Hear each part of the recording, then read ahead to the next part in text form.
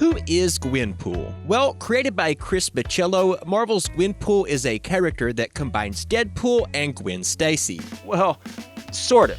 You see, back in June of 2015, Spider-Gwen was all the rage. And why not? Spider-Gwen is awesome. Consequently, though, Marvel smelled money. How much money are we talking about? And so they published alternate covers for all of their titles, featuring Gwen Stacy crossed with other Marvel characters, hoping for a hit. One such cover was Bachalo's variant cover for Deadpool's Secret Wars 2. 2 secrets. No more, no less. The comic giant was hoping one of these Gwen mashups would take off, and boy did it ever. Suddenly, people were cosplaying as a character that had no backstory or comic issues to speak of. So Marvel editor Jordan White asked writer Christopher Hastings and editor Heather Antos to create a story featuring the character. This resulted in a one-shot called Gwenpool Special No. 1 in December of 2015, but a month earlier in November, Gwenpool would be introduced to readers in a backup story within Howard the Duck over the course of 3 issues. Hastings would go on to write Gwenpool for an entire 5-volume run with art by these guys who make up Guri Hero Studios. Hastings once said to Entertainment Weekly, quote, "We are telling an interesting story here. We're not just making up a reason to buy comics based on a popular cosplay character." And you know what? I buy that. Hastings wasn't even aware of the hype around Gwenpool and had to be told by editor Jordan White about the cosplayers that showed up to San Diego Comic-Con dressed as the character. Frankly, this could have very easily turned into a soulless cash grab, but rather than fart out a story about an alternate Gwen Stacy that ended up in Weapon X, Hastings pitched something far more original. You see, Gwendolyn Poole was a real person from our universe that became trapped within the main Marvel universe. She had no powers to speak of apart from a penchant for excessive violence and lots of guns. However, she was an avid comic book fan, and so what she did have was a lot of information about the Marvel universe, including the secret identities and internal motivations of nearly all the Marvel heroes and villains, limited, of course, to what she personally read back in her original universe. The really interesting bit, however, is in how Gwen sees the people around her. Because she knows that she's in a comic book, she doesn't believe there are any consequences to her actions. Hastings once described it like this: Gwen acts like she's in a video game. She doesn't see anyone that she encounters within the Marvel universe as a real person, at least not initially, and this leads her to act like she's playing Grand Theft Auto. She even gets her jobs from a character called Ronnie the Tailor, who made her superhero suit and works as a broker offering freelance jobs for mercenaries, a situation that feels a whole lot like how one would get new mission assignments in a game by Rockstar. This attitude gave the character more than just an original backstory and some motivation. It also gave her an interesting philosophy and some room to learn and grow as a character. So Gwen, knowing that she didn't want to be an extra, uses a combination of money, guns, and insider comic info to live the life of a superhero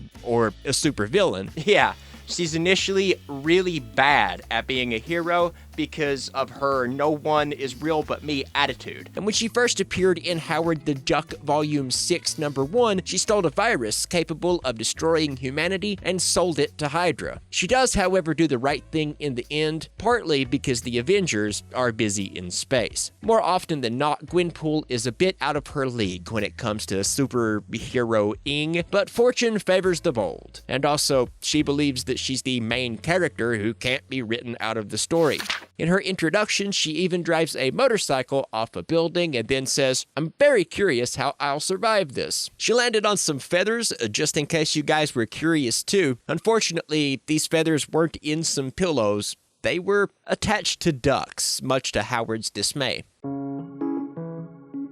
In any case, I found Gwenpool to be fun and interesting. There are moments that truly make you smile as you see yourself in Gwen as a comic book fan, and perhaps even envy her as she makes her way through the Marvel Universe. Like, why don't I get to meet Spider-Man? Yet she's forever different from any other character in the Marvel Universe. Her belief that her world is real and the Marvel Universe is fictional leads her to make choices that are morally and ethically questionable but really interesting. Amid all the funny gags and ongoing plot lines, there's this existential horror that's always there in the background. There's something about being the only real person in the universe that I find fascinating and terrifying all at the same time, and I love it.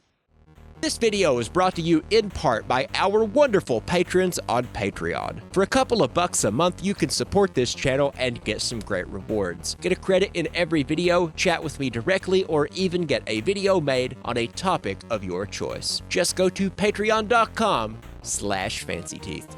If you're wondering why I never brought up the new Gwenpool stuff, where she's palling around with Deadpool, Gwenpool Strikes Back, that's because the original draft of this script dates back to 2017, I think. I found it while organizing my hard drive, and I promised the guys on Patreon and Discord that I'd clean it up and finally release the video I promised way back when the channel was new. However, my buddy Drake just put out a great video on Gwenpool's recent books and the problems they created. Be sure to check it out. Link in the description. And a super special thank you to Bo Smith, Ken Steepe, Lauren Alexandra, Rachel Pillow Fort Worth, Sarity, the father of lies, and please join me in saying a brief prayer to the patron saint of Fancy Teeth, Sleepy Hollow. Until next time, please subscribe and ring that bell so that you get notified when we release a new video, and please share this video on sites like Reddit, Facebook, and Twitter. If you didn't like this video, then let me know by clicking the thumbs down button, and likewise, if you did like it, hit thumbs up.